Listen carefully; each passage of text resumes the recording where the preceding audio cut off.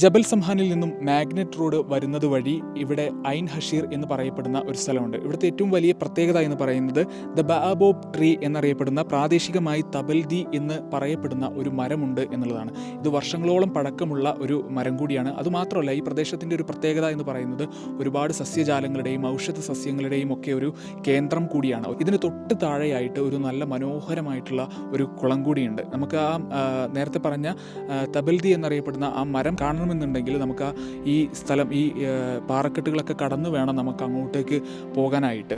Africa, Madagascar, Australia എന്നിവിടങ്ങളിലെ വരണ്ട പ്രദേശങ്ങളിൽ കണ്ടുവരുന്ന ഇലകൊഴിയും മരമാണ് ബയോബാബ്. എന്നാൽ ഈ പ്രദേശങ്ങളിൽ മാത്രമല്ല, മിർബാത്ത്, ദാൽകൂച്ച്, ലിവ, സുഹാർ എന്നിവിടങ്ങളിലും ബയോബാബ് സാന്നിധ്യം അറിയിച്ചിട്ടുണ്ട്. കാടുകളുടെ അമ്മ അല്ലെങ്കിൽ ജീവന്റെ വൃക്ഷം എന്നാണ് ഇതിനെ വിശേഷിപ്പിക്കുന്നത്. ദോഫാർ മേഖലയിൽ 200ഓളം മരങ്ങൾ ഉണ്ടെന്നതാണ് കണക്ക്.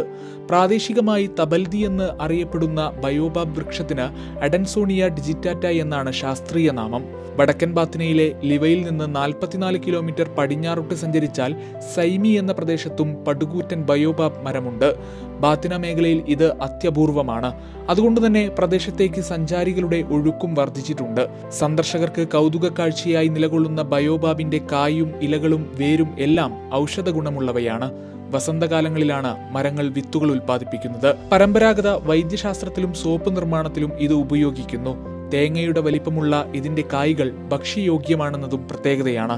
നിരവധി സന്ദർശകർ അതിന്റെ തണലിൽ വിശ്രമിക്കാനും ശാന്തമായ അന്തരീക്ഷത്തിൽ മുഴുകാനും സമയം ചിലവഴിക്കുന്നു. വരൾച്ചയെ അതിജീവിക്കാൻ ഇവയുടെ തടിയിൽ ധാരാളം വെള്ളം സംഭരിച്ചു വെക്കാൻ കഴിയും.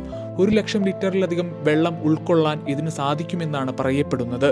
ഏതാണ്ട് 10 മീറ്റർ വരെ വ്യാസം വരുന്ന ബയോബാബ് മരങ്ങൾക്ക് ആയിരക്കണക്കിന് വർഷം പടർന്നു പന്തലിച്ച് നിൽക്കാൻ സാധിക്കും.